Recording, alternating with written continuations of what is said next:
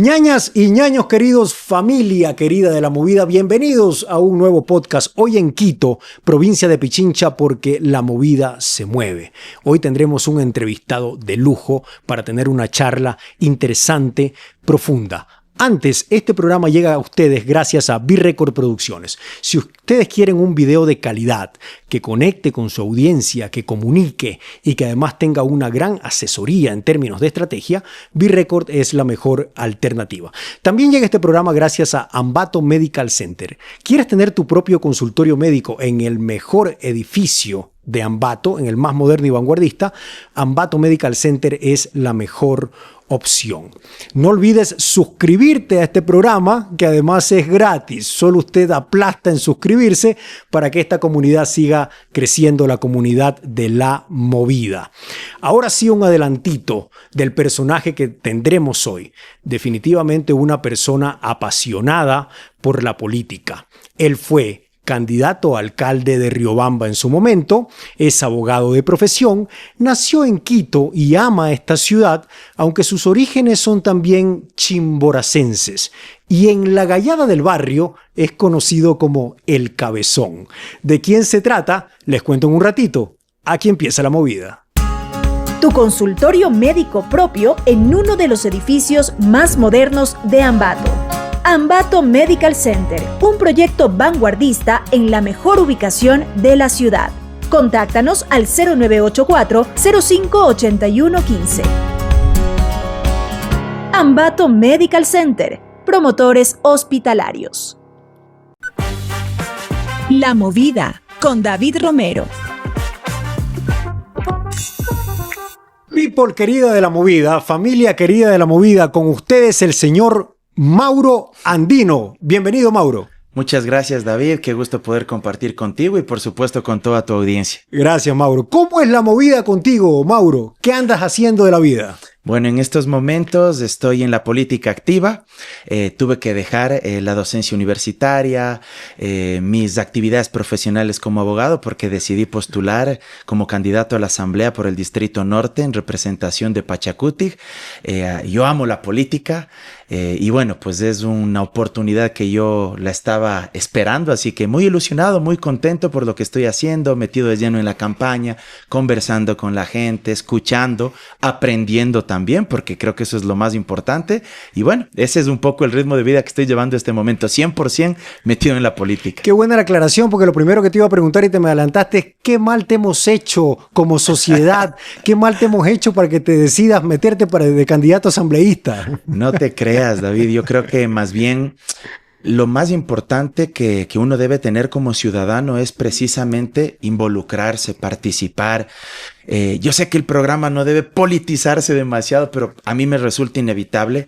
Yo creo mucho en esto que hablaban los griegos de las virtudes cívicas que deben tener los miembros de la polis, de la comunidad. Ajá. Y parte de esas virtudes cívicas es involucrarse, es decir, tomar parte en la discusión y en la acción referente a los asuntos públicos. Y yo creo que el país está atravesando un momento histórico. Creo que estamos en una situación muy compleja y ahí hay que evocar una frase que decía Platón. Platón decía, la más grande consecuencia para las personas buenas que deciden no participar en política es que terminarán siendo gobernados por los peores. Correcto. Y yo no quiero eso. Así que quiero participar para poder servir a mi país. Está bueno. Era una broma. Era una broma. Ya terminaste citando hasta Platón.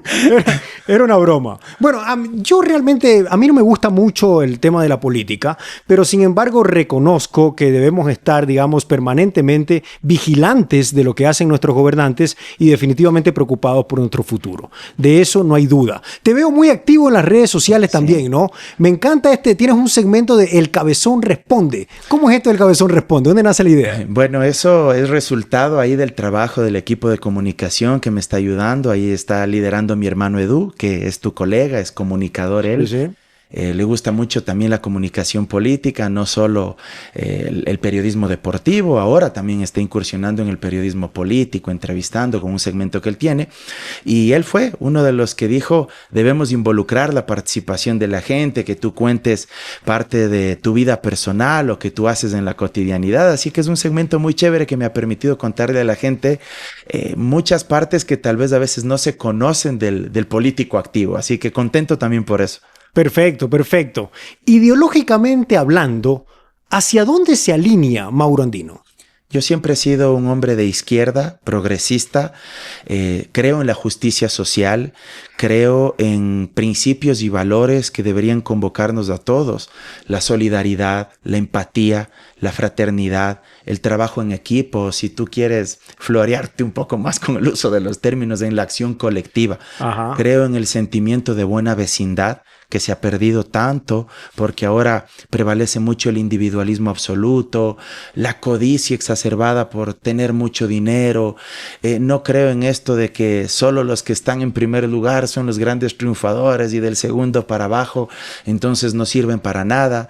Yo creo más bien en una sociedad que tenga mucha más empatía, que tenga este principio básico de tejer redes comunitarios y que tengamos una sociedad en la que se pueda vivir bajo niveles de equidad, de justicia, donde todos tengan muchos derechos y oportunidades. Yo creo en esa izquierda, pero también creo profundamente en ciertos principios y valores republicanos, en las libertades individuales, en los derechos civiles. Creo también en eso. Te preguntaba eso fundamentalmente porque hay una cosa que a mí me incomoda y más que incomodarme me molesta. Se ha vuelto como una especie de lujo en muchos políticos decir que la ideología no es importante. Les preguntan por la ideología, que se definan, ¿no? Y ellos dicen, no, el tema de la ideología, eso ya quedó en el pasado, eso ya no es importante, ¿no es cierto? Tenemos que ser prácticos, tenemos que ser pragmáticos. Y a mí me molesta mucho eso porque a mí me parece que estar definido ideológicamente habla mucho de tus principios, habla mucho de tus valores, habla mucho del proyecto que tú quieres llevar hacia adelante. Además, me parece un error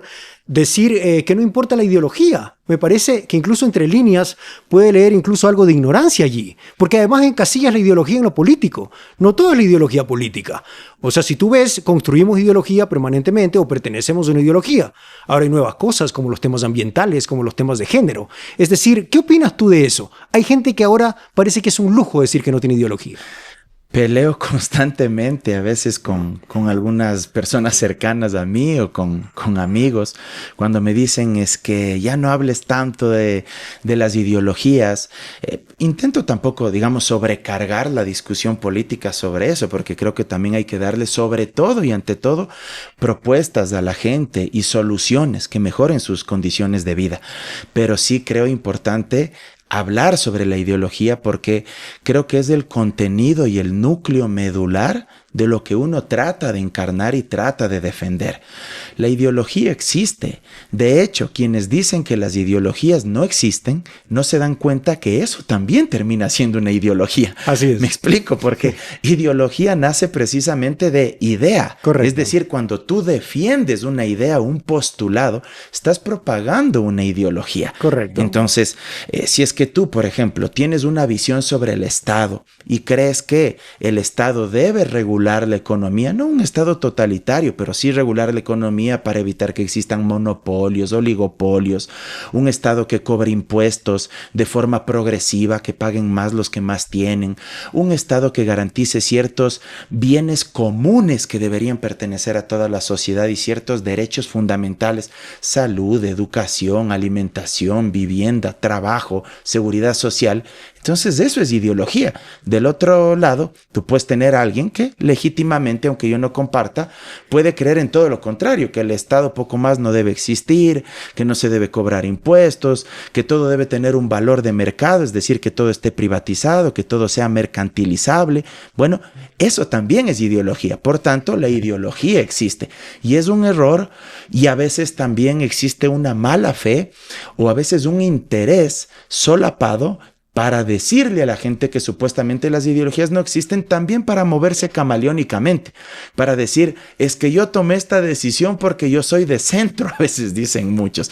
Y yo siempre digo que el centro, los que dicen que son de centro son aquellos que se avergüenzan de decir que son de derecha. Así que yo creo que a veces encarna eso también. Eso está bueno, eso está bueno, sí. Sí, así que eso es lo que te puedo decir al respecto. De esta forma estamos conociendo un poco más a Mauro Andino. Ya nos ha empezado a dar algunas pautas, digamos, de su forma de pensar. No olviden suscribirse a este podcast, a este programa, La Movida TV Podcast. Suscríbase, es gratis, no deje de sumarse a esta comunidad. Complejo, ¿no? El tema de las ideologías, pero yo creo que es un tema que hay que tenerlo presente, ¿no es cierto? El tema de... me ha causado mucha gracia el tema del que no se quiere definir. Es que es la verdad, yo creo que usan esta muletilla de soy de centro porque se avergüenzan de decir que son de derecha. Claro. Yo creo que hay que ponerlo sobre la mesa, repito, no creo que hay que ideologizar dogmáticamente el debate, pero sí creo que hay que dar pautas para que la gente sepa por qué está votando o por qué defiendes lo que defiendes. Creo que eso es muy importante. Vamos a profundizar más un poco en esos temas, pero me quiero remontar un poquito en el tiempo, ¿no? Tú has nacido en Quito. Sí, yo creo que nací en 2 ciudades, la verdad. Ok, ¿cómo es eso? Nací en Quito, pero al mismo tiempo nací en Riobamba. Yo nací en Quito, pero a los 8 meses de recién nacido me llevaron a Riobamba. Mi padre y mi madre decidieron ir a vivir a Riobamba. Mi padre es del cantón Penipe, de la provincia de Chimborazo. Mi madre era del cantón Chimbo, de la provincia de Bolívar. Mi padre había perdido a mi abuelo, falleció, y decidieron volver a Riobamba. Entonces a los 8 meses me llevan a Riobamba, yo ahí hago mi vida, estudio incluso la universidad pública, orgullosamente en la Universidad Nacional de Chimborazo, y luego decido venir a estudiar acá una maestría, luego me voy a España, luego regreso acá, trabajé un par de años y luego regreso a Riobamba.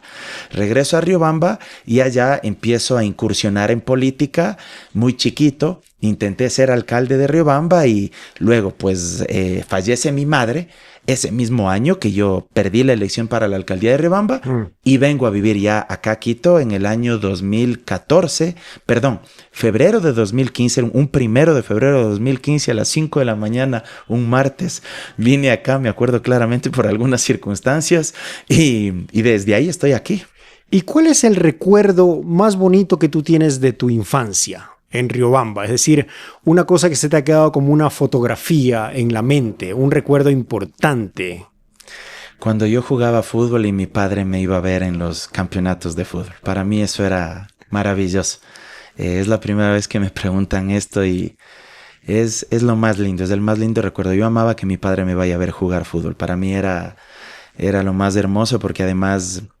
Creo que de niño modestamente jugaba bien y mi padre se sentía el papá más orgulloso. Entonces yo siempre soñaba con hacer goles, con dedicarle y para mí creo que deben ser los momentos más felices de mi vida.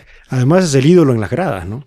Sí. Porque nuestro primer ídolo es nuestro padre, ¿no? Totalmente. Entonces era muy lindo. Me acompañaba a los campeonatos barriales. Jugaba fulbito, pero también jugaba ya en estadio, en campeonatos infanto-juveniles. Recuerdo que jugué en representación del cantón Penipe. Los descendientes de penipeños podíamos jugar en representación del cantón Penipe y jugamos el campeonato provincial, quedamos subcampeones. Recuerdos maravillosos. Luego fui seleccionado de fútbol de Chimborazo en la sub-12, fuimos a un campeonato nacional. Mire usted. Mi padre, en la medida de sus posibilidades en ese momento, me compraba los implementos necesarios. Aún no teníamos una posición económica de clase media, sino más bien media baja. Media baja. Mi padre recién estaba empezando en el ejercicio profesional y recuerdo que me compró unos cañoneros en el mercado de San Alfonso. Yo siempre le molesto con esto a mi hermano. ¿Qué son los cañoneros? Perdón mi ignorancia. Perdón, yo los llamaba cañoneros. Los zapatos de fútbol. Los zapatos de fútbol. Yo los llamaba cañoneros. Los pupos.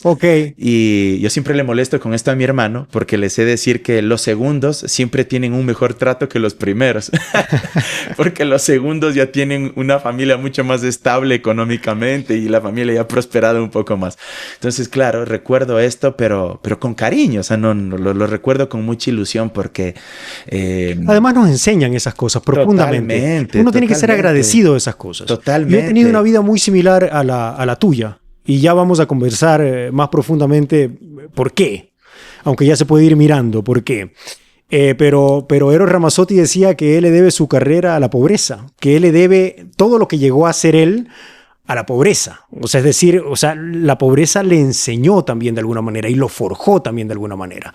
Así que yo creo que hay que tomarlo todo como un aprendizaje también, ¿no? Como una bendición. Totalmente. No te puedo decir que yo viví en la pobreza, viví en clase media baja en esos momentos, pero fueron momentos lindos, o sea, fueron épocas maravillosas porque verle a mi padre gritando, arengando en las canchas de los barrios era hermoso. ¿Y tú eres hincha de tu padre? A la inversa, ¿sí? Toda la vida. Yo alguna vez le dije que yo quiero lograr algo que le haga sentir muy orgulloso a él. Alguna vez le prometí algo, no sé si él lo recuerde, en una fiesta del barrio, allá en el barrio Los Álamos. Recuerdo que hubo una fiesta con los vecinos y bueno, pues mi padre estaba un poco avanzado de copas. Alegre. Y yo le prometía y yo le dije que yo iba a lograr algo para que él se sienta muy orgulloso porque él era mi hincha, él era mi referente y lo sigue siendo. Yo admiro mucho su calidad humana, además él tiene una historia de vida ejemplar porque él era niño lustrabotas, él vendía periódicos de niño, vendía caramelos, vendía la lotería. Él tuvo una vida muy dura y luego con mucho esfuerzo logró estudiar Derecho aquí en la Universidad Central, se graduó de abogado, luego fue transportista y luego logró escalar profesionalmente, llegó a ser uno de los abogados más reconocidos de la provincia en Chimborazo, tuvo su programa radial y todo ese esfuerzo a mí me sirvió muchísimo para valorar la vida en su cotidianidad. Y pero algo que mi padre nunca me dijo, y esto tal vez es la mayor enseñanza, o sea, mi padre nunca me dijo, es que si ves, como yo me esforcé, entonces todos los pobres deberían llegar a ser como yo, o sea, jamás en la vida, o sea, eso es tal vez lo que más me marcó. Por eso yo me indigno y me enerva cuando escucho que alguien dice, es que el pobre es pobre porque quiere, o el pobre lo es porque es vago, porque no se esfuerza. Mi padre siempre me ha dicho, mijo, es que yo fui un caso excepcional, yo me esforcé, pero probablemente todos mis amigos de esa época se esforzaban igual que yo, pero no todos lograban llegar por una serie de circunstancias. Sí, yo coincido contigo. Ese es un tema canalla, ¿no? Es un tema canalla porque al final del día salta a la vista y en el tercer mundo más, que no todo el mundo tiene las mismas oportunidades. Exactamente. Y eso está muy claro. Por más que te esfuerces y por más que te levantes 4 de la mañana y te acuestes 12 de la noche, muchas de las veces no llegas porque lamentablemente no tienes esas mismas herramientas, esas mismas oportunidades. Pero no voy a dejar que te levantes de esta mesa sin que me cuentes qué fue lo que le prometiste a tu padre. No me voy a quedar con esa pica, discúlpame. Yo le prometí que yo iba a ser asambleísta algún día. Yo le prometí eso. Yo amo la política desde niño.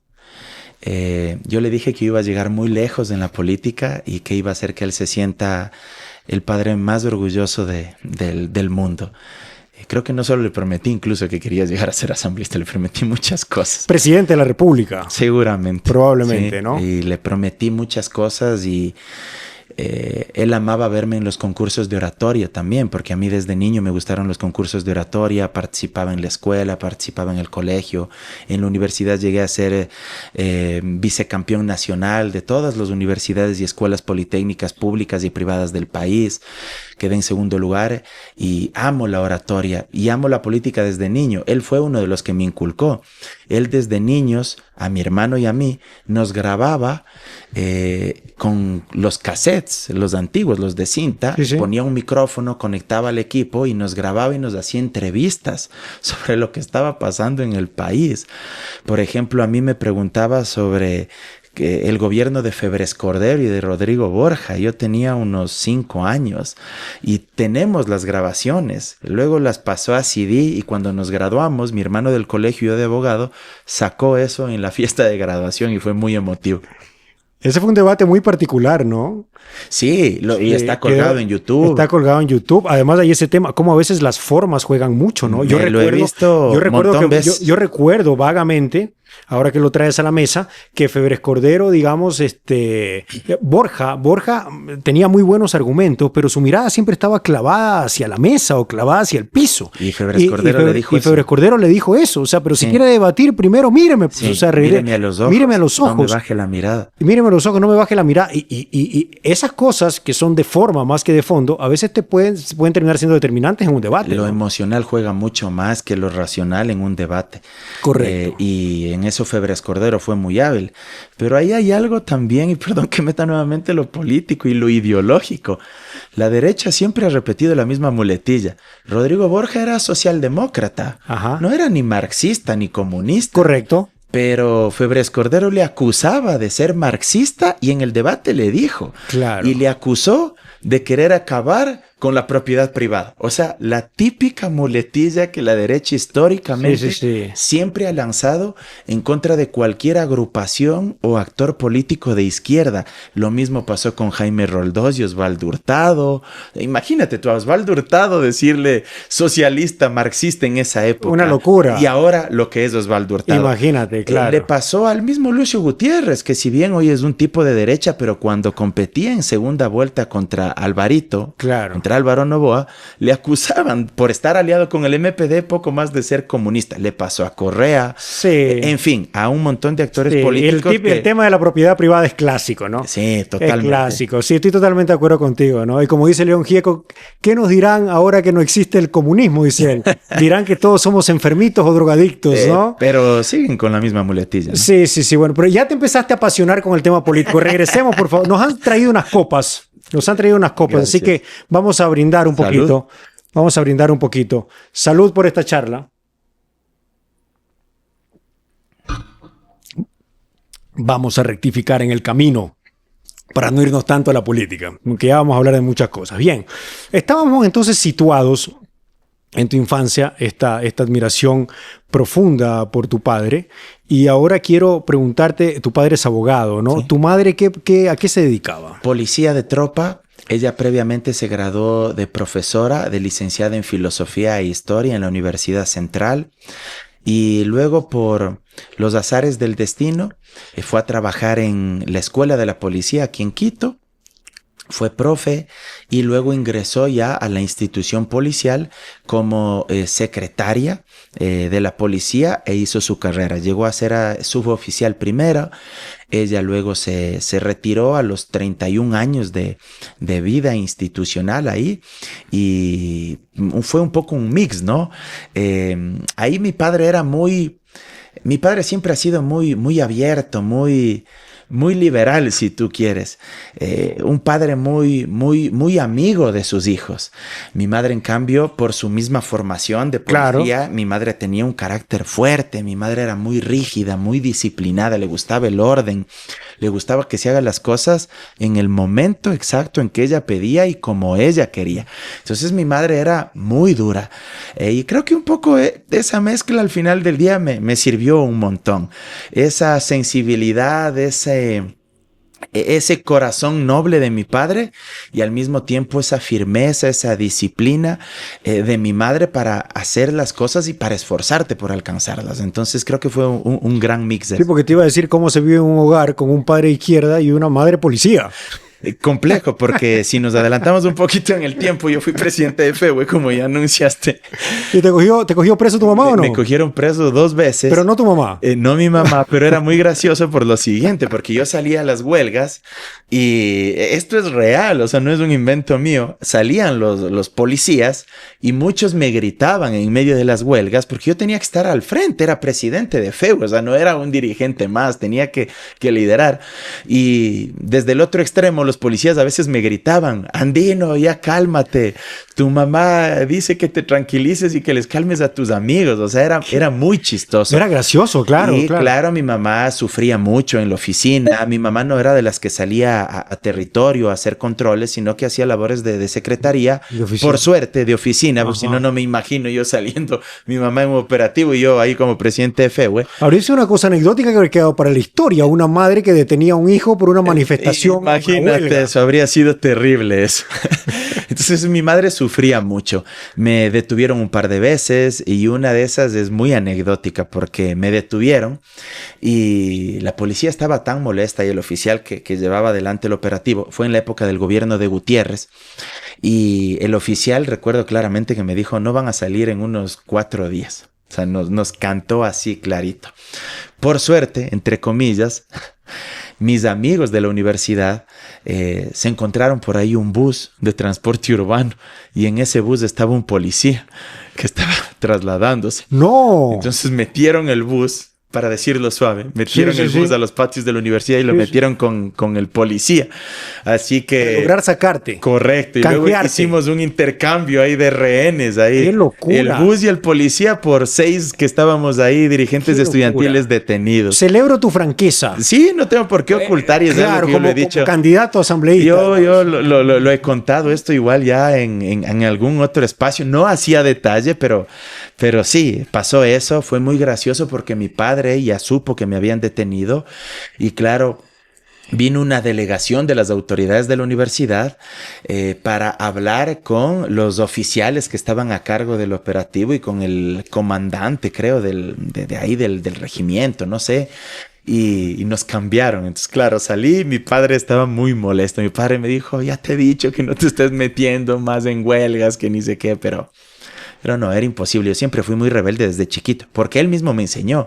Él siempre me decía que... Los padres tienen esas cosas, hermano. Mira, yo te cuento así rapidito, ¿no? Mi padre, digamos, fue un tipo al que, digamos, las dictaduras también le fueron metiendo ahí corriente, alguna cosa, ¿no? Mira tú. Y entonces, claro, igual que tu padre, él a mí no me indujo a nada, ¿me entiendes? Nada. Simplemente son cosas, digamos, que pasan porque tienen que pasar y porque tú ideológicamente te vas haciendo, ¿no es cierto?, afín a algo, ¿no? Exactamente. Entonces yo estudié en la Salesiana y entonces la primera vez que hicimos de la Salesiana un gran albergue, ¿no? Para digamos, para los indígenas que los habían botado del arbolito, y entonces se convirtió eso en un gran albergue, ¿no? Y era muy gracioso porque mi padre me decía, está bien que te metas en estas cosas de manifestaciones, de la política, pero ten cuidado, solo hasta cierto punto. Y yo me reía y decía, pero ¿quién me está hablando de esa nota? ¿Con qué calidad moral, no? Total. Pero claro, ya es el sentimiento de padre, de preocupación. Es que ya es el padre protector de su hijo, de su sangre. Entonces, claro, ahí cambia la cosa. Seguramente si yo algún momento tengo la dicha de ser padre, probablemente yo le diría lo mismo a mi hijo o a mi hija, pero pasaba eso, ¿no? Y mi padre igual me decía, ya, bájale un chance. Hasta ahora sucede. Bueno, ¿y por qué te detuvieron? ¿Qué tan grave fue? ¿Qué hiciste? Las huelgas. En las manifestaciones ya había momentos en que la policía irrumpía con todo, ¿verdad? Entonces no hubo chance de correr porque lo típico de las huelgas en esa época era este juego del gato y el ratón, ¿no? El gato, la policía, los ratones, por llamarlo de alguna manera, los estudiantes.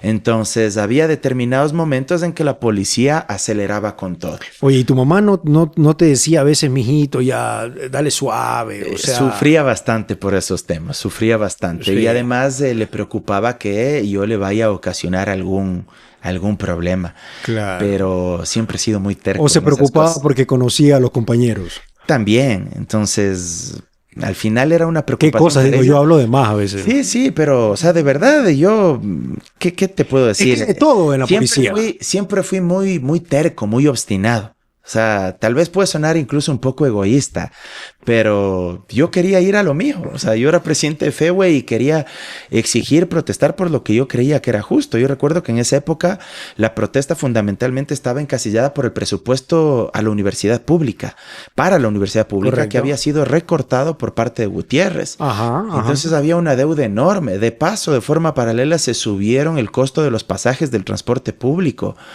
Y tal vez mucha gente de clase media, media alta, piense que esto es algo insignificante. No, pero para la nada. universidad pública es algo que te golpea.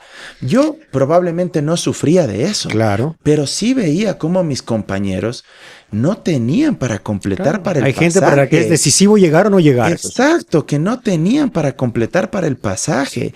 Y si no completaban el pasaje, les tocaba caminar 40 minutos de ida, 40 minutos de regreso. Entonces era una condición que te imposibilitaba de llegar a las clases. Era real eso. ¿Alguna vez te sentaste en una charla franca con tu mami sobre estos temas y le dijiste, mamá, entiéndeme tú también, que yo realmente veo que hay una inequidad, que hay una injusticia social, que todos estos temas afectan a mis propios compañeros? ¿Alguna vez te sentaste francamente y le dijiste, entiéndeme? Sí, varias veces. Además, ahí te voy a contar algo. Mi madre tenía una vocación muy, muy humanitaria. A veces yo pensaba que mi madre no era del todo policía, porque si bien tenía un carácter fuerte, ella era muy solidaria, era muy compasiva.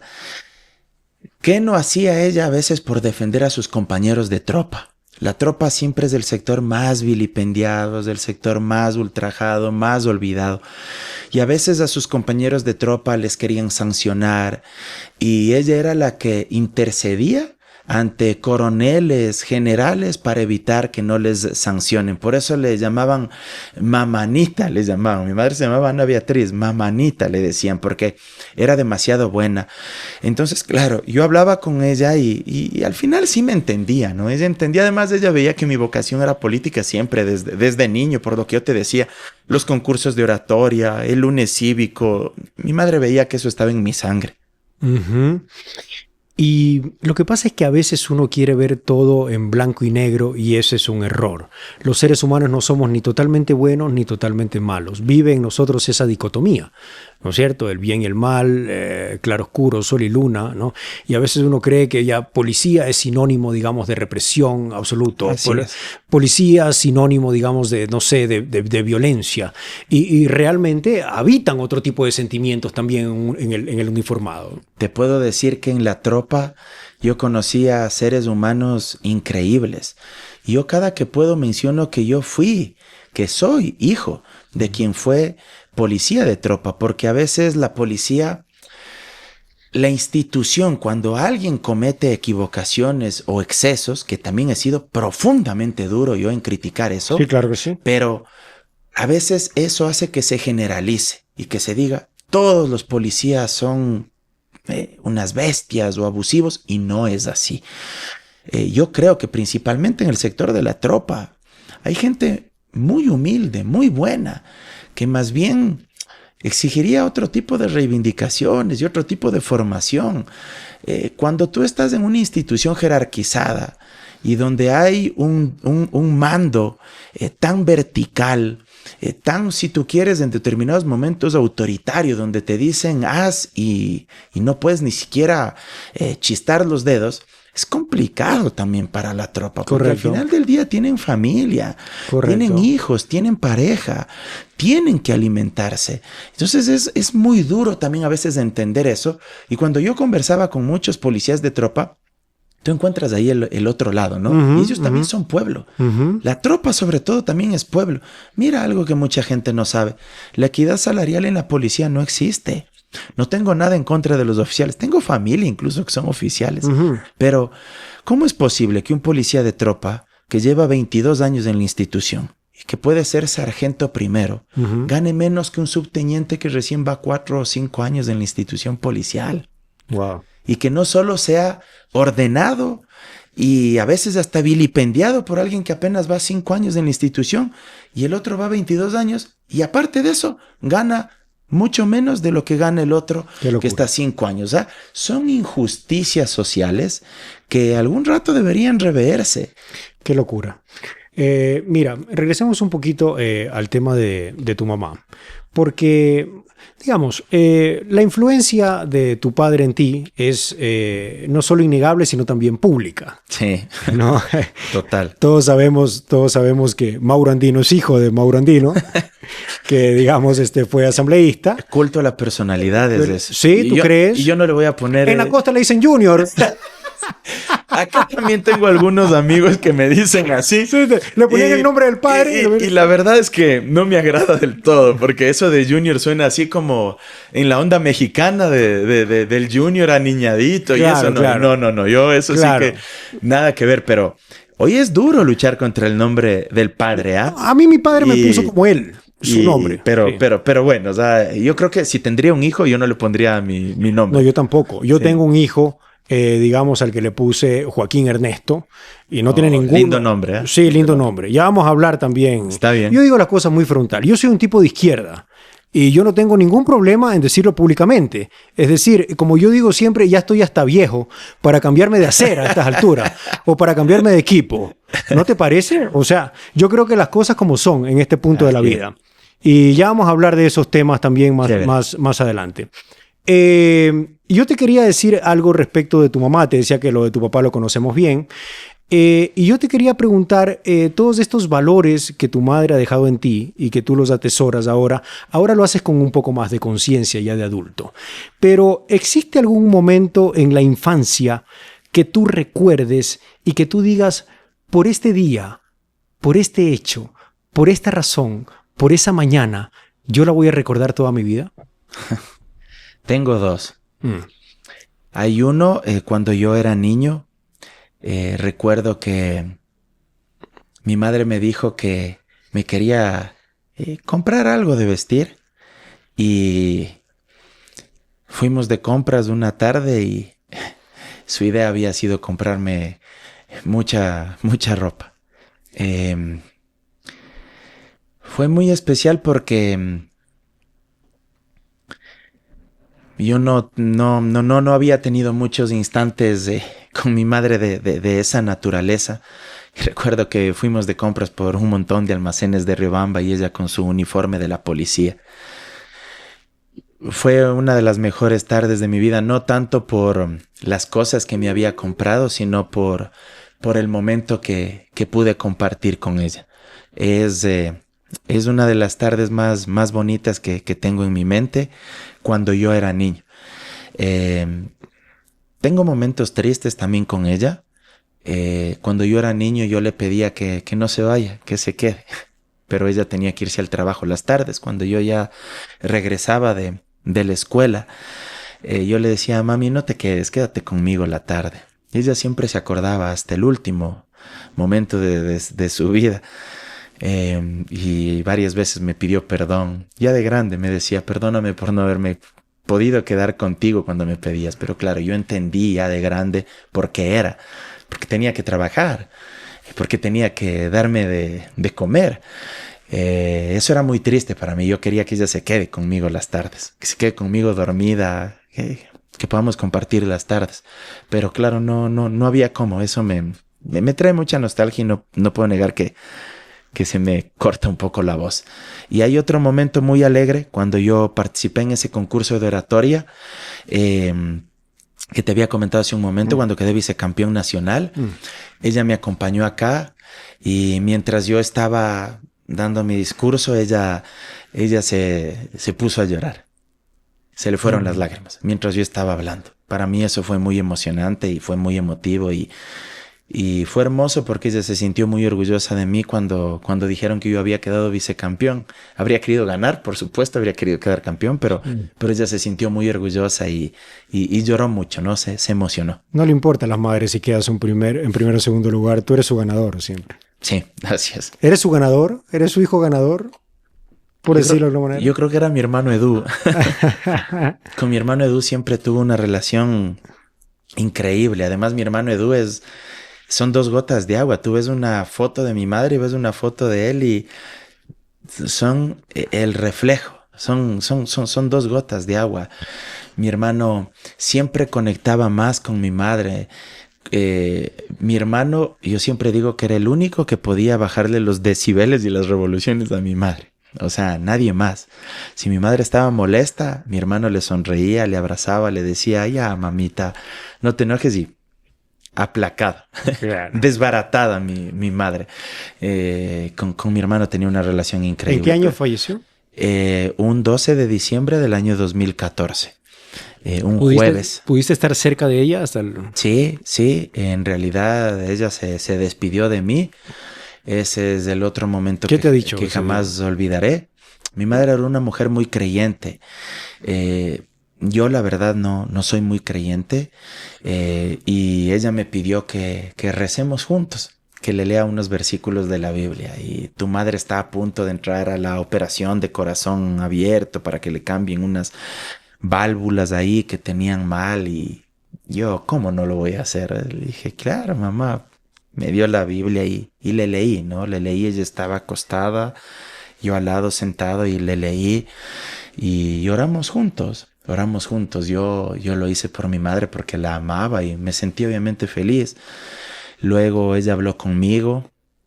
Ella tuvo muchas intuiciones de que se iba a ir, de que iba a fallecer. Y cuando hablé la noche anterior a que le operen, ella me dijo muchas cosas. Me dijo que me amaba con el alma, que me pedía disculpas por no haber estado todos los momentos que yo habría querido de niño, que me pedía disculpas por otros problemas que surgieron a veces sobre la marcha. Yo estaba casado en ese momento, estaba con mi expareja ahí, porque yo me divorcié luego, y a los dos nos pidió disculpas por algunas cuestiones. Entonces fue un momento muy emotivo. Yo le dije que no pasaba nada. Me pido disculpas por haber sido demasiado dura en algunas cosas conmigo. Yo siempre digo que con los primeros los padres siempre son más duros. Con los segundos ya pasaron el tema de la escuela de padres. Claro. Entonces fue muy emotivo. Yo le dije que no me diga esas cosas, que iba a volver. O sea, que nos íbamos a volver a ver. Pero ella intuía, como tú dices, ¿no? Totalmente. O sea, luego entendí que ella intuía que se iba a ir. Y la noche previa a eso fue la última vez que dormí con ella en la cama. Antes de que ella vaya al hospital, durmió conmigo en la cama. Yo entré a la habitación de aquí al lado, que es la de mi hermano Eduardo. Mi hermano estaba viniendo de Argentina porque él trabajaba allá. Abrí por coincidencia la puerta del cuarto de mi hermano y la encontré arrodillada rezando. Ahí entendí que mi madre tenía mucho miedo de irse. Le levanté, le dije que no tenga miedo, que todo va a salir bien. Le levanté y le llevé a mi cuarto y le dije que quería dormir con ella. Como cuando éramos niños.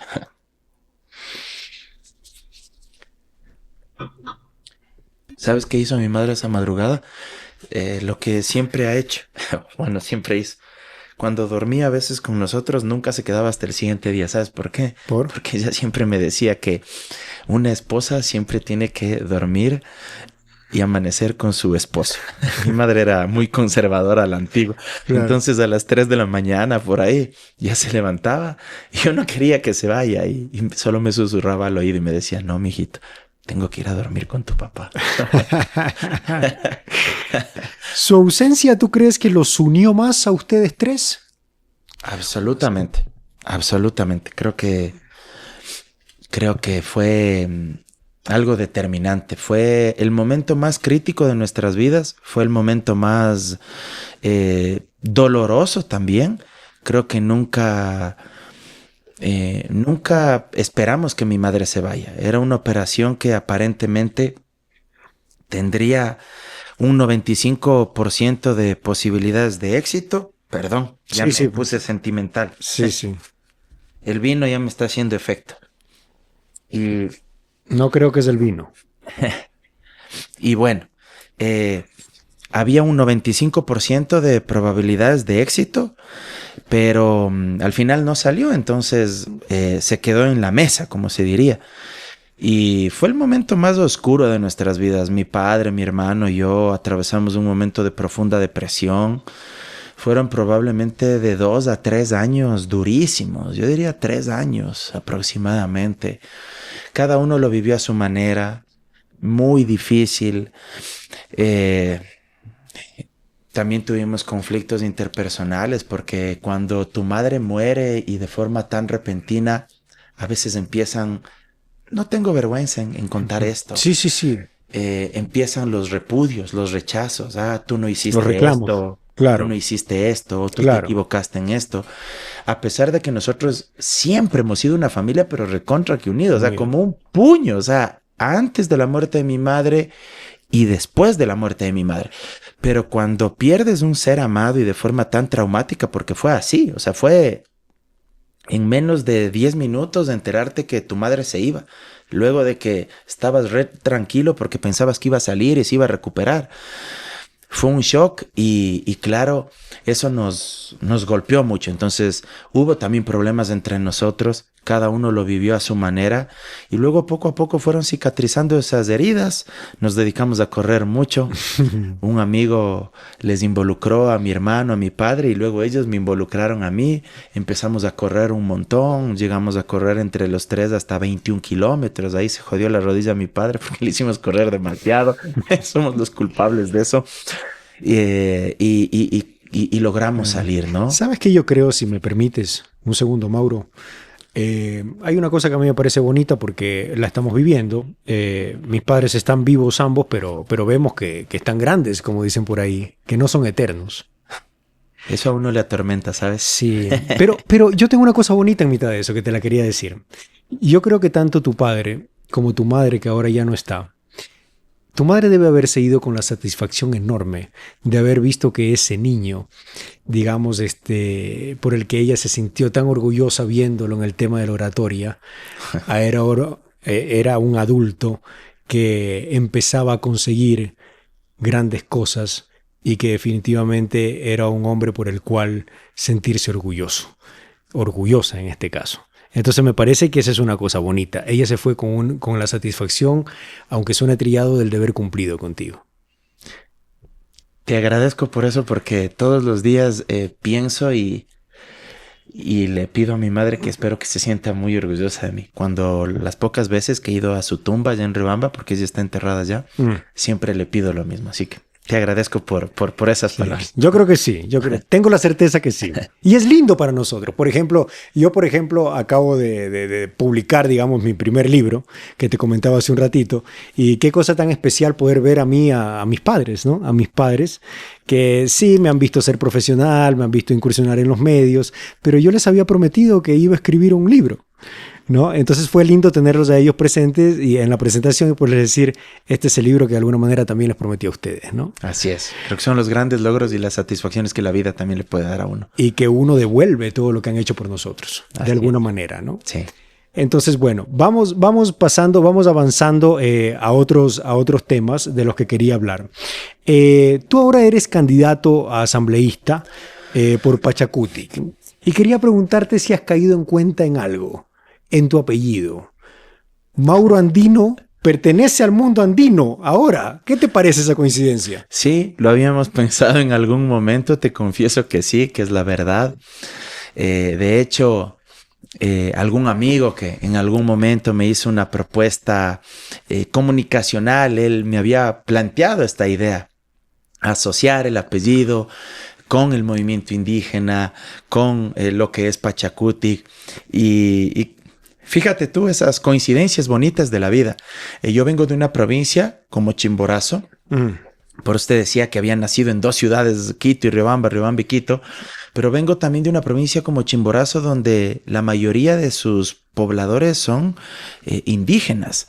Guamote, Alausí, Colta, Chunchi y las parroquias rurales también de Riobamba, San Luis, Flores, Cacha, entre otras. Entonces es muy interesante porque hoy la vida me da la oportunidad también de entender esa dinámica del movimiento indígena desde adentro. Y algo que a mí me parece una oportunidad de oro, demostrar que el movimiento indígena no solo lucha por una reivindicación étnica, sino que esta lucha política del movimiento indígena trasciende a todo el Ecuador.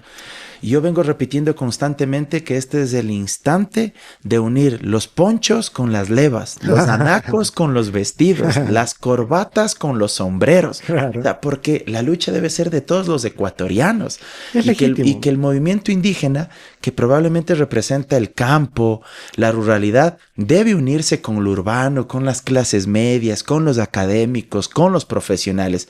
Y creo que se lo puede hacer y yo estoy agradecido por eso en este momento. Estoy de acuerdo, es legítimo. O sea, a mí me molesta cuando a veces la gente dice que está todo bien con el tema indígena siempre y cuando esté vinculado a un tema de folclore. O sea, mientras los indígenas hacen la danza y bailan, Hasta qué bonito. ahí nomás. Tomémonos las fotos. Pero cuando ya es un actor político, entonces ahí ya no me gusta tanto. Así es. Entonces eso no está bien. Y es una gran dosis de racismo eso también. Absoluto. Sí, absolutamente. Absolutamente. Y bueno, te me adelantaste un poquito porque te iba a preguntar por qué Pachakutik. Porque hubo la posibilidad de llegar a este acuerdo programático sobre la base de causas. Yo siempre he sido cercano al movimiento indígena, no solo desde mi época como dirigente estudiantil, sino luego también como político activo. En su momento, cuando yo fui candidato a alcalde de Riobamba, hicimos alianza con Pachakutik, allá en Chimborazo. Luego, cuando se dieron las protestas de octubre del 2019 y las protestas de junio del 2023, igual yo me pronuncié públicamente a favor del movimiento indígena, a favor de Leonidas Issa. Fuimos a dejar víveres varias veces en la Casa de la Cultura primero, luego en las de junio en la Universidad Central, acá a la vuelta de mi departamento en la Conalle. Siempre he creído en los postulados del movimiento indígena. O sea, ¿te sumaste al paro? ¿Te sumaste a los paros en aquella época? Absolutamente. ¿Sí? Recuerdo yo que en octubre del 2019 saqué un contenido en redes sociales, un video ahí a favor de la movilización, explicando un poco las causas de aquello, y en junio igual. Y en ese sentido, mi virtud, ¿cuál es? Tener, digamos, cierta actividad, un activismo muy pronunciado en redes sociales. Me pronuncié abiertamente y luego en medios de comunicación igual, en los distintos nichos que gracias a distintos colegas tuyos me han abierto las puertas. Ajá. También debo decirlo. Soy agradecido con los medios de comunicación. Te he visto. Es que me parece una persona equilibrada, me parece una persona objetiva. Pero a ver, una cosita. Si tú finalmente llegas a ser asambleísta, ¿te vas a sumar también a los paros y a las manifestaciones o te vas a quedar, digamos, con tu leva y con tu terno y con tu cafecito en tu curul? Creo que el peor error de un político es aburguesarse en el espacio de administración o en el espacio de representación pública. Ese es un error fatal, porque el rato que tú ingresas, y es un error que cometen muchos políticos, y aquí le voy a hacer una crítica a mi padre. Él cometió ese error, y yo siempre le he dicho, y él sabe, y hasta ahora lo reconoce. Es maravilloso. Él fue un político técnicamente brillante. Sacaba todas las leyes que debía sacar y todas las leyes que le pedían, pero ahí, al milímetro. Pero cuando uno se encierra en ese castillo de marfil, solo en la tecnocracia, pierde contacto con la gente. Y pierdes también legitimidad y pierdes también apoyo popular. Pero además te estás desconectando de las grandes demandas de los de abajo, pues los que no están dentro del castillo de marfil que se llama Asamblea Nacional o Palacio de Carondelet. Así que mi compromiso, y bienvenida a la pregunta, no es cerrarme únicamente a escribir las leyes, sino a sentir y representar y respaldar las movilizaciones que sean necesarias, por supuesto, dentro del marco de la Constitución, dentro del marco de la ley, que además es un derecho humano consagrado por la Convención Americana de Derechos Humanos, del derecho a la protesta. Pero y ahí poniéndome un poquito del lado de tu padre, digamos, ¿no? O sea, ¿no te parece a ti mejor que como asambleísta? ¿Qué te parecería mejor como asambleísta? ¿Proponer leyes que puedan servir, digamos, a un mejor Ecuador? ¿O sumarte a paros, manifestaciones y huelgas que mucha gente dice terminan de caotizar a este empobrecido Ecuador? Creo que en lo técnico es indudable que hay que trabajar en materia legislativa, y para eso necesitas tener un equipo sólido, necesitas tener buenos asesores, buenos asistentes, pero también necesitas vincularte con otros actores, por ejemplo, con la academia. La universidad pública y la universidad privada deben vincularse. Yo sí lamento, y como ex docente universitario te lo digo, yo lamento profundamente que la academia esté alejada, que guarde un silencio cómplice ante muchas barbaridades que se están perpetrando. La academia debe involucrarse y tomar partido sobre los asuntos públicos, pero también debe poner su contingente, su formación técnica, por ejemplo, en materia legislativa. Las facultades, las escuelas de derecho, de economía, de ciencia política, de comunicación, de sociología. Ahora, eso no quita que pierdas el rastro y la vinculación con los movimientos sociales. Perdón que insista en esto y va a ser la última vez. Digamos, la gente, la ciudadanía o mucha gente, digamos, que te da el voto, no puede terminar diciendo, pero bueno, le dimos el voto para que se siente a proponer leyes, no para que ande plegado a los paros, a las manifestaciones y a quemar llantas. A ver, una cosa es solo salir a quemar llantas por quemar llantas. Ajá. Pero lo que uno debe tener claro es que cualquier protesta que se haga debe tener una dosis de legitimidad. ¿En qué?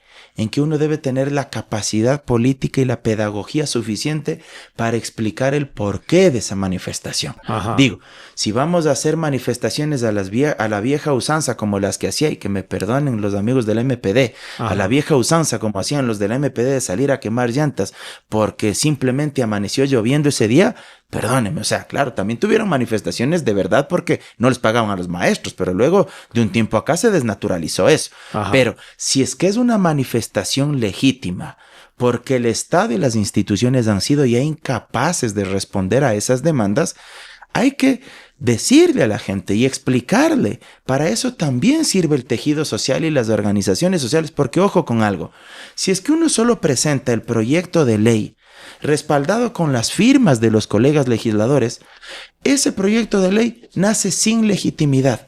Y uno necesita, entre otras cosas, tener el apoyo de las organizaciones sociales para que precisamente empujen ese proyecto de ley y se pueda aprobar. Porque si solo piensas que es un tema tecnocrático, eso no va a salir adelante. Te había preguntado hace un rato por Pachacutic por una razón. Es decir, yo miro a la CONAIE, digamos, como una organización genuina, que reclama, digamos, por sus derechos, que tiene además una cosmovisión y unos saberes ancestrales poderosísimos que son sus pilares, pero su brazo político, que es Pachacutic, no necesariamente ha salido bien librado muchas veces. Es decir, lograron la presidencia de la Asamblea en su momento, lo logró Pachacutic, pero precisamente en esa coyuntura no es que les fue del todo bien que digamos, ¿no es cierto? Hubo algunas denuncias de casos de corrupción, hubo otra gente que incluso dijeron, esta gente se puso de alfombra de lazo,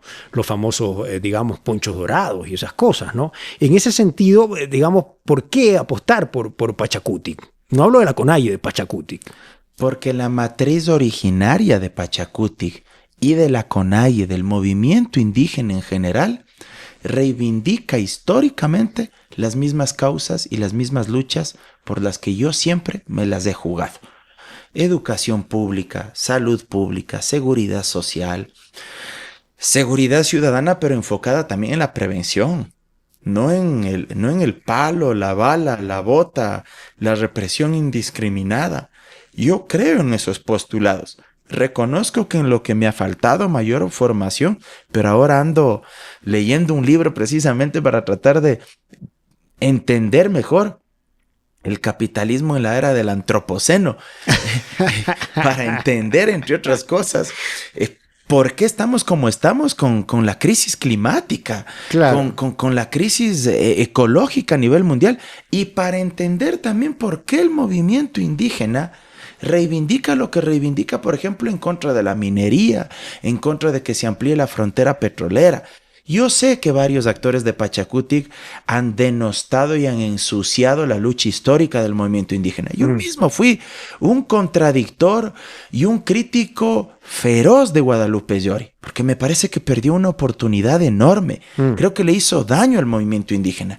Pero también pienso que hoy se está viviendo un nuevo momento, un momento en el que se está de alguna manera depurando el movimiento Pachacutic. Han sido expulsados la mayoría de esos actores, otros no han tenido cabida para nuevas candidaturas, y hoy hay una nueva camada de actores que queremos hacer bien las cosas y que queremos representar esos postulados. Y ojo con algo, cierro solo con esto.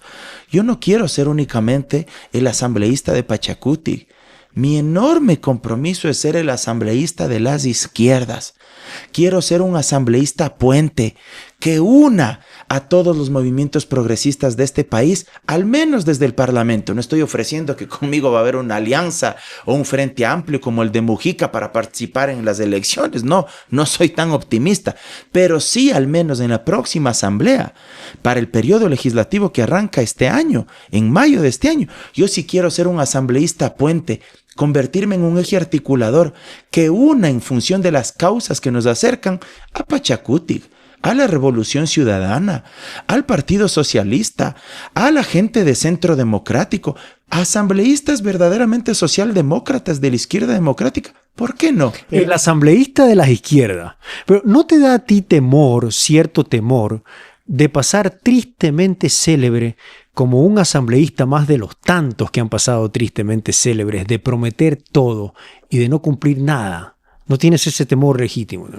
Para mí habría sido lo más cómodo quedarme en la docencia universitaria, quedarme en el sector público o trabajar en la oficina junto a mi padre que ejerce la profesión.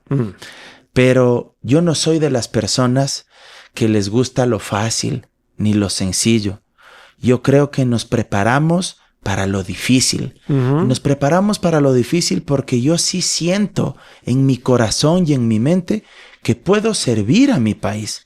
Yo creo que la Asamblea Nacional es un espacio donde si bien no se pueden resolver todos los problemas del país, y ahí te respondo una parte de tu pregunta, yo no voy a ofrecer imposibles. Yo no voy a ofrecer cosas que no pueda cumplir.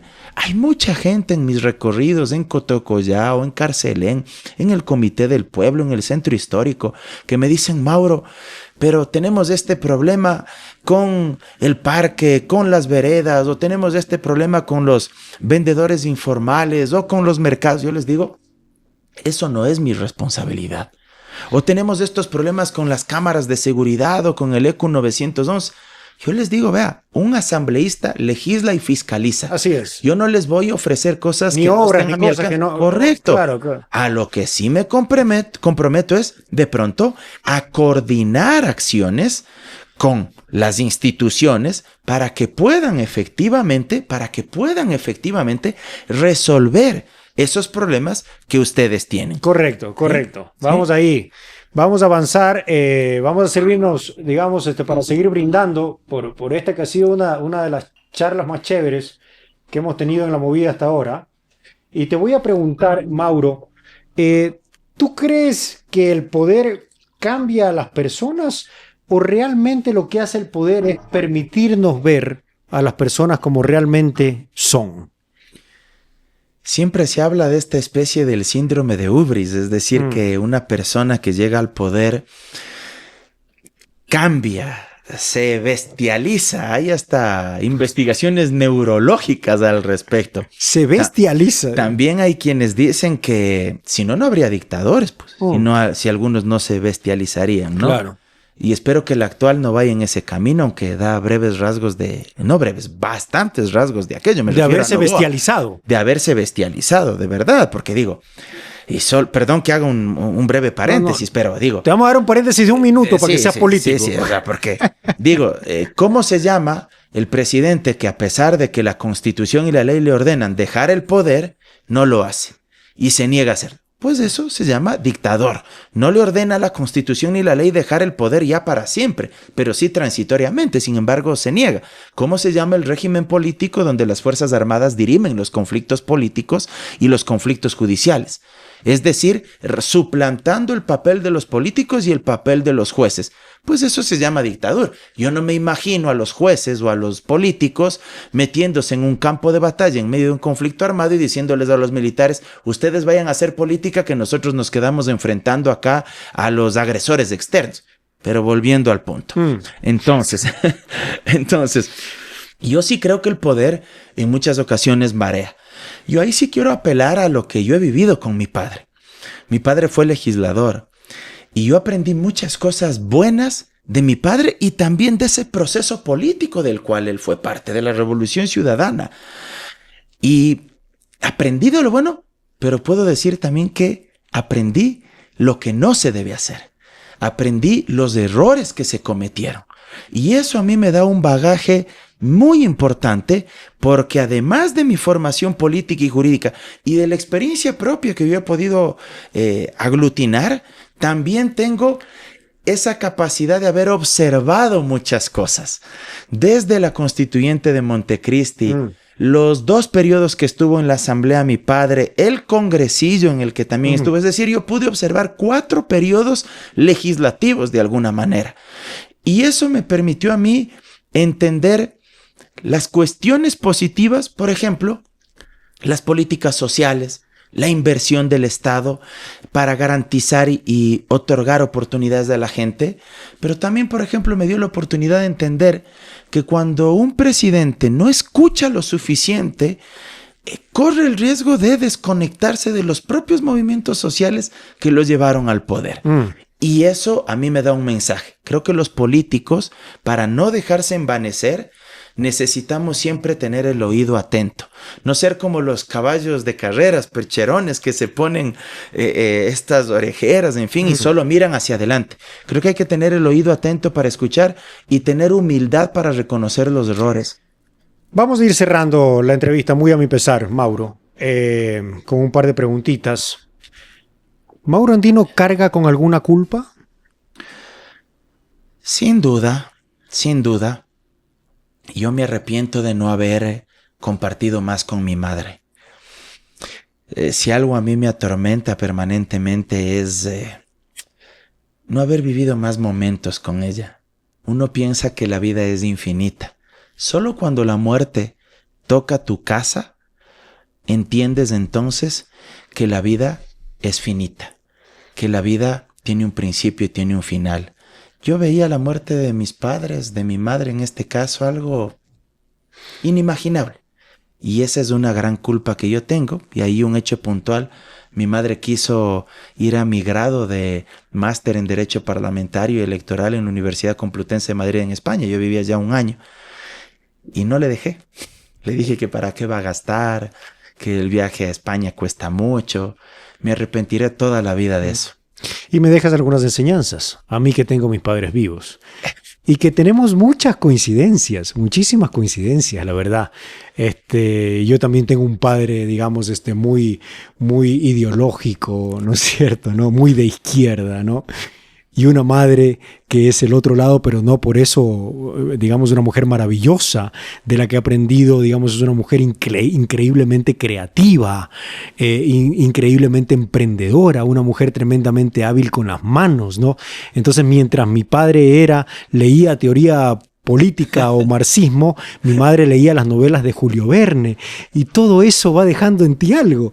Es maravilloso. Es un mix, es un complemento. Sí.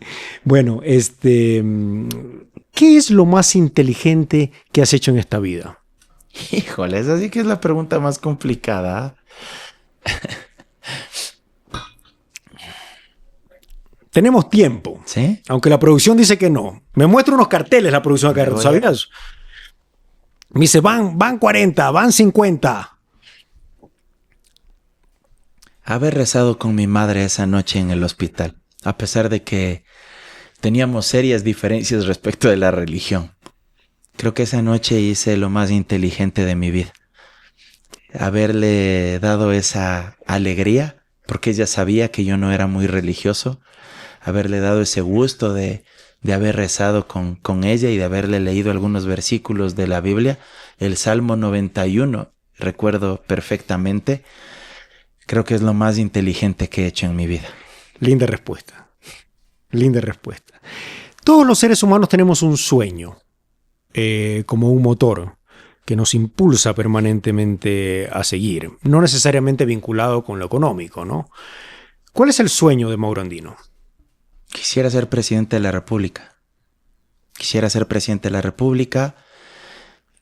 Como tú lo dices, es un sueño. Se puede dar como no se puede dar. Primero debo ser asambleísta.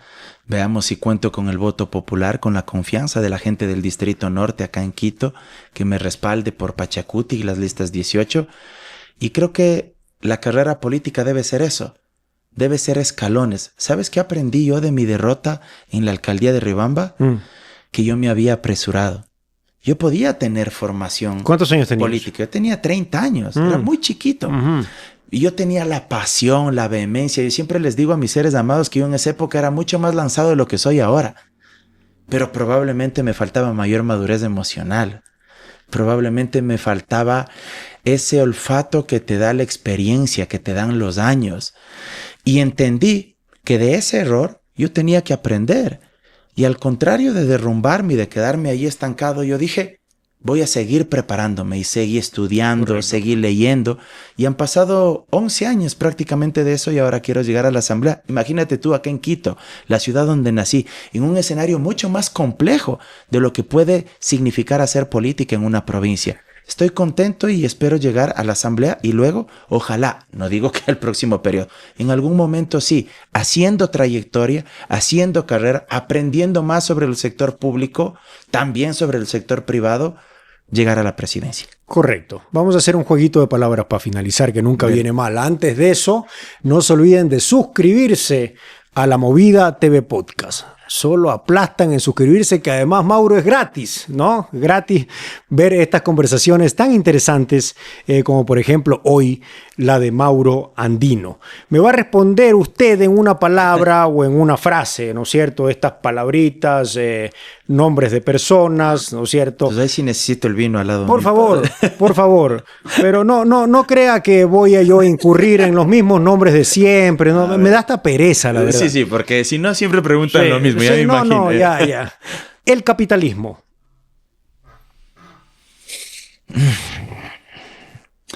Acumulación infinita. No decimos ni para bien ni para mal, solo acumulación infinita. Entonces sí le agrego una palabra. Porque definir el capitalismo en una sola palabra sería complicado. Correcto. Perversa acumulación infinita. Ok. La conquista española.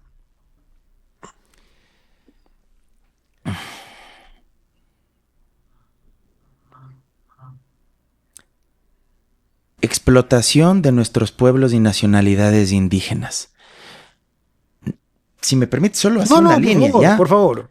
No quiero decir un genocidio, y tal vez en esto voy a tener una discrepancia con mis compañeros del movimiento indígena, porque un genocidio tiene como finalidad exterminar a un grupo poblacional. Es decir, tú vas con la finalidad de acabar, de desaparecer claro, en este esa caso etnia, era como imponerse, ese grupo ¿no? humano. Exacto. Este era un proyecto de conquista que al final termina explotando, expoliando y sí, le agrego la palabra, asesinando a millones de indígenas. Pero el objetivo inicial de los conquistadores no era, digamos, aniquilar a esa población, sino someterlas. Lo cual no está bien, cuidado, ¿no? Dejo muy en claro. El sol de la tolita. Esperanza, alegría. ¿Sí? Esperanza, sí. ¿Por? Creo que el sol siempre ilumina y creo que eso uno siempre tiene que tenerlo presente. Mira, se vinieron las alarmas, ¿no? Se vinieron las alarmas. Y que te dijeron al inicio claro, que... ya nos dicen descansa, ¿no? Es que no pensé que nos íbamos a alargar tanto, pues está bueno. La corrupción.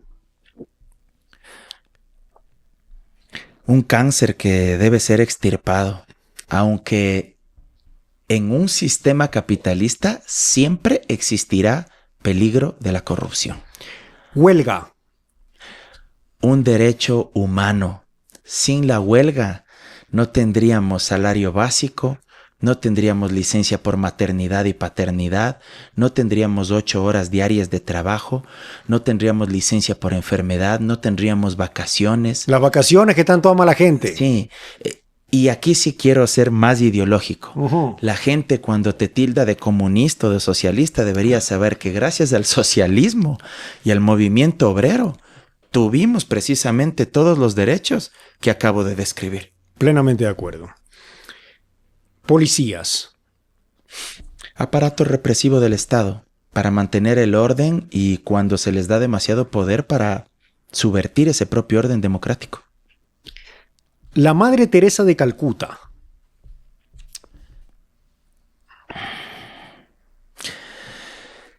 Solidaridad, empatía, compasión.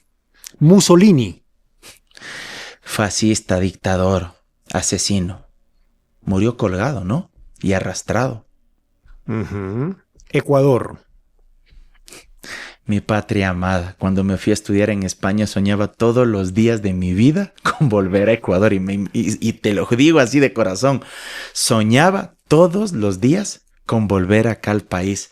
Tenía amigos uruguayos, mexicanos sobre todo, colombianos, españoles, que me decían por qué a cada momento nos pegábamos a veces las birras que llaman allá, las cervezas, ¿verdad? Y ya medios pegados las birras y yo me ponía a hablar de Ecuador y que quería regresar y que quería ver a mis padres, que quería ver a mi hermano del alma, a quien amo con toda mi vida. Ecuador para mí es mi vida. Ernesto Guevara de la Serna. Un revolucionario, un idealista. Y que dejó un ejemplo, creo yo. Perdón que me mete en la respuesta. Te agrego algo antes de que tú lo digas. Sí. Que demuestra que no necesitas ser de los estratos populares, como a veces la derecha quiere meterte en la cabeza, para defender las causas de las grandes mayorías, de los vilipendiados. Él era de una clase media acomodada. Él era médico. Se fue a recorrer América con sus diarios de motocicleta. Y eso le avivó ese sentimiento y esa indignación con lo que pasaba en esos instantes en América Latina. Un líder, un revolucionario a carta cabal. No vamos a hablar sobre sus errores o sobre sus virtudes, sino el gran hombre que por encima de eso es como Fidel Castro. O sea, sí, pudo haber cometido un montón de errores, pero creo que incluso la derecha más recalcitrante va a reconocer que Castro era un líder indiscutible. Pero hay una diferencia, y en eso agrego yo lo último, ¿no? Y es que cuando empezó a sentir que podía aburguesarse en el poder, se marchó. Correcto. Eso para mí, digamos, correcto, ya más allá de lo ideológicamente fuerte, tiene un valor supremo. Le intentaron dar la Cancillería, el Ministerio de Agricultura, y llegó un punto que dijo, no, mi lucha está en las montañas. Eso es extraordinario. Y la famosa carta que deja, ¿no?, a su esposa y a sus hijos, y se va al Congo y ve que no puede hacer allá la revolución. Dice la historia que pasó también por Ecuador en algún momento. Mi padre dice que sí. ¿Ya? Pero bueno, ese es otro programa. Correcto. Finalmente, para cerrar ahora sí, algo más cercano a usted y más cotidiano a usted. El hornado riobambeño. Mi plato preferido. O sea, el hornado riobambeño para mí es lo mejor. Que me perdone la gente de Sangolquí acá. Pero la gran diferencia está en lo que nosotros llamamos en Riobamba el chiriucho. Es decir, el agrio. En Riobamba el agrio es agrio. Acá en Sangolquí el agrio le ponen chicha de jora, me parece, y se hace dulce. Se hace dulzón. Entonces, claro, se vuelve ahí ya costillitas barbecue, pues, hermano. Ya no es hornado eso, ya. A mí no me disgusta que la salsa tenga... No te digo que me disgusta, pero digamos, si me pones a escoger hornado de Riobamba, hornado de Sangolquí, hornado de Tulcán, el de Tulcán también es bueno, ¿no? El carchense, pero me quedo con el hornado de Riobamba vía San Luis, allá en Riobamba, en la circunvalación, extraordinario, y también por supuesto el de la Merced. Mauro, gracias por abrirnos las puertas de tu hogar, por abrirnos tu corazón también. No, gracias a ustedes por venir. Es la primera vez que tengo la oportunidad de charlar contigo a profundidad y realmente ha sido una charla enriquecedora. Muchas gracias. No, señor. Gracias a ti, David, por venir acá, y es la primera vez aquí en nuestro departamento que podemos conversar así de esta manera. Perfecto, un honor. Mauro Andino esta noche ha dejado ante ustedes su pensamiento, su filosofía de vida, su percepción de las necesidades del Ecuador y cómo solucionarlas también. Mauro Andino nos ha dejado el lado B de su historia. Nos vemos en la próxima movida. Tu consultorio médico propio en uno de los edificios más modernos de Ambato. Ambato Medical Center, un proyecto vanguardista en la mejor ubicación de la ciudad. Contáctanos al 0984-058115. Ambato Medical Center, promotores hospitalarios. La Movida con David Romero.